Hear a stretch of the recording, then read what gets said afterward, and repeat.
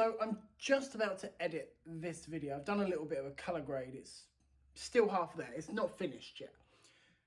But something that I noticed with my top that you can now notice yourself is if you look just there, you can see seam lining. And that would be because I had my top on inside out and I didn't realise. I now have it on the right way. I have it on the right way, but I didn't realise, so I'm giving you a warning that I mucked up again. This video is about me mucking up and I mucked up again. Oh, the joys of doing YouTube. Anyway, enjoy the video. Right, so hey everyone and welcome back to another budget photography video. So my bread and butter, my main job before the pandemic is an events photographer. That's what I am, it's what I do, it's, as I just said, it's my bread and butter. Family events, birthdays, corporate events, any event, I normally cover them. It's what I do, it's what I do best. But I'm a photographer for a living, so this whole video stuff is completely brand new to me. That's why I'm crap with my setups here, with this background. It's why there's this just here. This shouldn't be here, but I've not got round to finishing it off. It's fully filled in. The hole is fully smooth. I've just not painted it yet because I'm crap at that.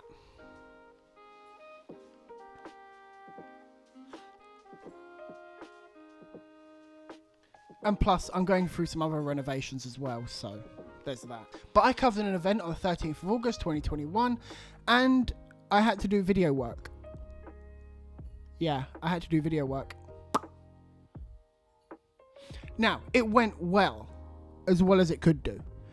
But there were some things that I learned on that shoot that I will now put to the future. And I want to kind of bring it to you guys, because now while I'm an event photographer and I've been doing this for 5 or 6 years now, so I know a lot. I don't know everything, but I know a lot about what to do, what shots to get and stuff like that.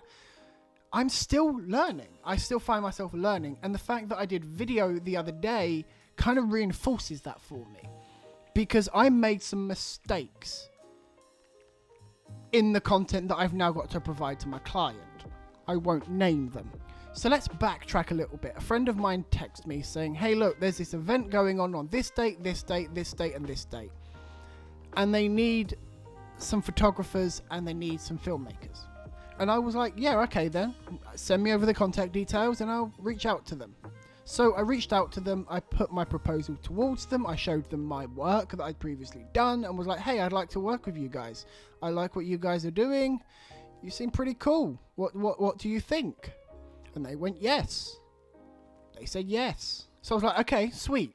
Let's do this thing. A few emails back and forward, back and forward, back and forward, back and forward.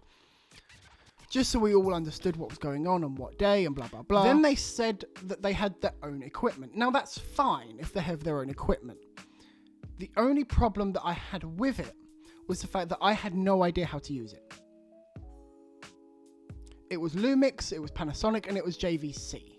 Now, I am a very, very quick learner, and I can usually pick cameras up pretty quickly, like that, just like that. Usually within about half an hour, I can pick them up and I know what they're doing. I know how to work them. So I was probably the most experienced photographer and filmmaker there. Most of them looked like as if they'd only ever taken pictures on their iPhone, and they weren't very good. Now, I'm not saying by any means that, you know, they can't progress to get better, because they all can.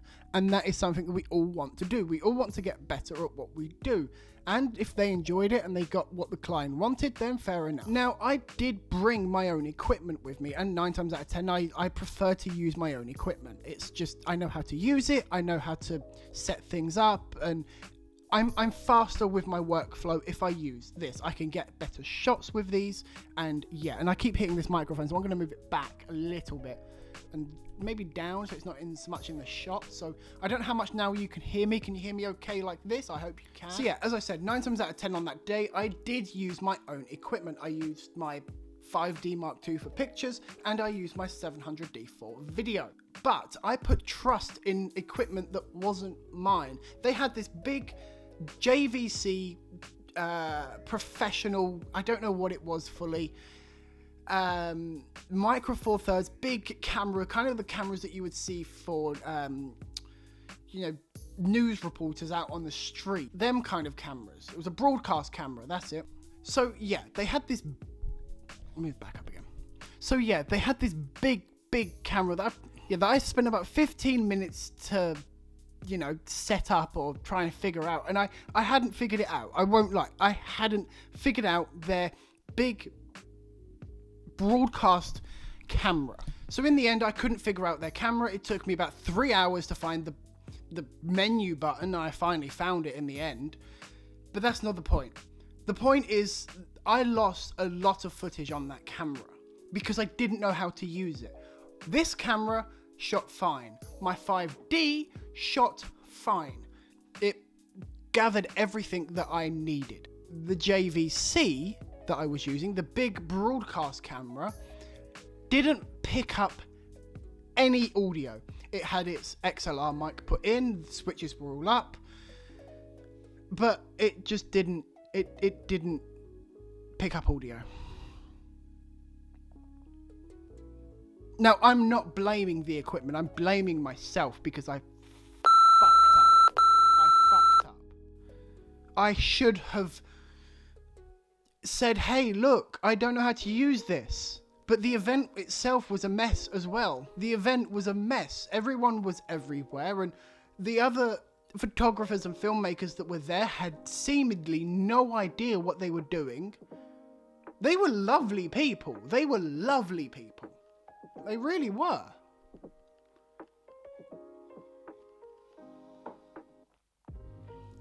But they had no idea what they were doing. So if you have watched one of my previous videos on what equipment I carry to an event, you'll notice that I put this in as well. This is my Sony voice recorder. I've done a video on this as well. This is my Sony voice recorder. And at the top here, if you guys can see it, just there, is a microphone port where something like this can be plugged into. And I took this microphone with me. I even took these with me. This is my Rode Video Pro, not Pro. These are my wireless, that's the wire. My lavalier microphones. I took these with me. And I could have just recorded external audio to my voice recorder and as a backup anyway. But I didn't. I didn't do it. Because I assumed that the big camera was recording audio because it was just switched into auto and I just pushed record and stop every now and then. It was all in all recording for about 5 hours, I think it was. So I've got 5 hours of footage sat on my hard drive that I can't use. I've got what I had on this camera and what I had on my 5D, and I'm reaching out to the client in terms of trying to get other footage from other cameras. Because there was about another 3 other filmmakers that were there at the time. I'm just waiting on my client's response to the email.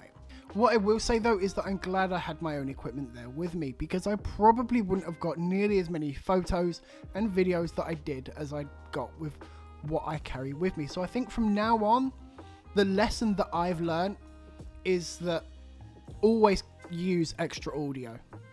Always have more than one audio source. Always have at least 3 audio sources that are constantly recording. Because this records for I think it's like 50 hours on a battery.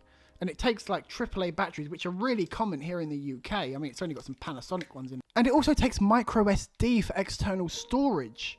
So I had no excuse not to use it. And I don't know why I didn't use it. I should have used it, and it's my lesson learned. So even as someone that's been doing this for 5 years, I'm still learning. And I accept that. Although bear in mind, this is my first video shoot. I'm an events photographer, not an events videographer. But I've learned. And that's the most important thing, is to learn as you go. People make mistakes. They do. Everyone makes mistakes. I've very clearly just made a mistake. Now, the project that I was working on is okay because I've been able to piece together the footage that I had from my equipment. So I can deliver to the client right now if I wanted to, but I want to make it a little bit better. So I'm hoping that the footage that they have is going to be more. Anyway, guys, thanks for joining me in this video. See you in the next one.